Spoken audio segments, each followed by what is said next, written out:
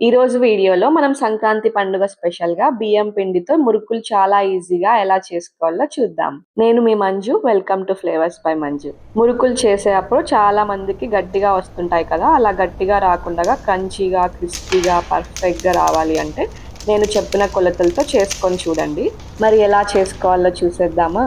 ముందుగా మిక్సీ జార్లో 3/4 కప్పు దాకా పుట్నాల పప్పును వేసుకొని మిక్సీలో ఫైన్ పౌడర్ వచ్చేలాగా గ్రైండ్ చేసుకోండి. తర్వాత ఈ పిండిని వేరే బౌల్లోకి తీసుకొని పక్కన పెట్టేసుకోండి. ఇప్పుడు అదే మిక్సర్ జార్లో 1/2 కప్పు దాకా కొద్దిగా రంగు మారేదాకా వేయించుకున్న మినపప్పును వేసుకొని మిక్సీలోనే ఫైన్ పౌడర్ వచ్చేలాగా గ్రైండ్ చేసుకోండి. ఇప్పుడు నెక్స్ట్ ఒక మిక్సింగ్ బౌల్ పైన జల్లెడను పెట్టుకొని అందులోనే మనం మిక్సీ పట్టుకున్న మినపప్పు పిండిని వేసుకోండి. అలాగే అందులోనే మనం మిక్సీ పట్టుకున్న పుట్నాల పప్పుని పొడిని కూడా వేసుకోండి. ఇప్పుడు ఇక్కడ చూపించిన మెజరింగ్ కప్ కొలతతో 2.5 కప్పుల బియ్యం పిండిని వేసుకోండి. ఇక్కడ నేను పొడి బియ్యం పిండిని వాడుతున్నాను అన్నమాట. వీటన్నిటిని జల్లెడ పట్టుకోండి. ఏదైనా రవ ఉన్నా జల్లెడ పట్టడం వల్ల అంతా ఫైన్ పౌడర్ లాగా వచ్చేస్తుంది. మీకు రవ ఎక్కువ వచ్చినట్టయితే మళ్ళీ అదంతా ఒకసారి మిక్సీ పట్టి జల్లెడ పట్టేసుకోండి. ఇప్పుడు ఈ పిండిలోకి 2 టీ స్పూన్ల కారంని వేసుకోండి. అలాగే రుచికి సరిపడా ఉప్పును కూడా వేసుకోండి. ఇప్పుడు 1 టేబుల్ స్పూన్ నువ్వులను వేసుకోండి. తర్వాత 1 టీ స్పూన్ వాముని చేతులతో నలుపుకొని వేసుకోండి. అలాగే 1 టీ స్పూన్ జీలకర్రను వేసుకోండి. ఇప్పుడు ఒక 4 టేబుల్ స్పూన్ల వేడి నూనెను వేసి అంతా కలిసేలాగా బాగా కలుపుకోండి. మీరు ఇక్కడ వేడి నూనె బదులుగా బటర్ నైనా కూడా యాడ్ చేసుకోవచ్చు.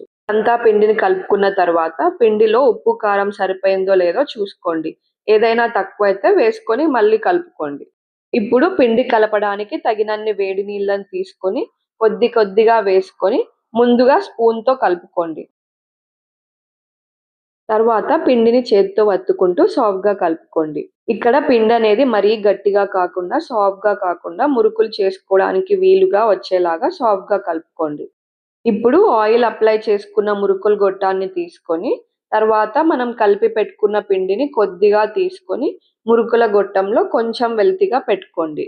ఈ మురుకుల గొట్టంలో మీరు ఏ షేప్ అయినా సరే మీడియం సైజ్ హోల్స్ ఉండే ప్లేట్‌ని పెట్టుకోండి. పిండి పెట్టుకున్న తర్వాత మిగతా పిండి పైన ఆరిపోకుండా క్లాత్‌ని కప్పి పక్కన పెట్టేసుకోండి.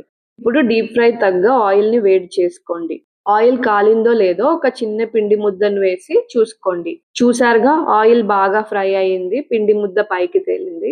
ఇప్పుడు ఫ్లేమ్‌ని లోకి చేసుకొని ఆయిల్‌లోనే డైరెక్ట్‌గా మురుకుల్ని వత్తేసుకోండి.